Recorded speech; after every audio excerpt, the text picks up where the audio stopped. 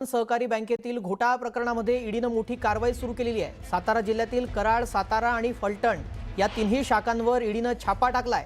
यशवंत बँकेचा 112 कोटींचा घोटाळा आणि ते प्रकरण, या प्रकरणामध्ये छापा टाकण्यात आलेला आहे। काही संचालकांना ईडीनं ताब्यात घेतल्याची ही माहिती समोर आली आहे।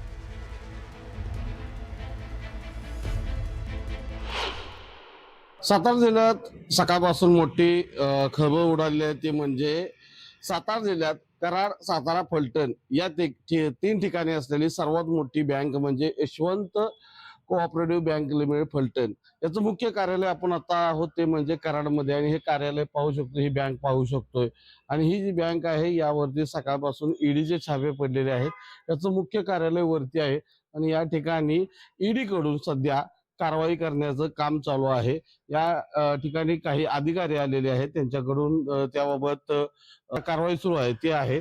यामध्ये खरं तर ईडी कडून आपण पाहू शकतो सध्या हे अधिकारी निघालेले आहेत बँकेत, त्यांच्यासोबत पोलीसही आहेत आणि हे जे आहेत यांनी या ठिकाणी छापे टाकलेले आहेत। एकंदरीत काही दिवसापूर्वी 50 संचालकांसह लोकांच्या वरती गुन्हे दाखल झाले होते, त्याच अनुषंगाने ही कारवाई सुरू आहे।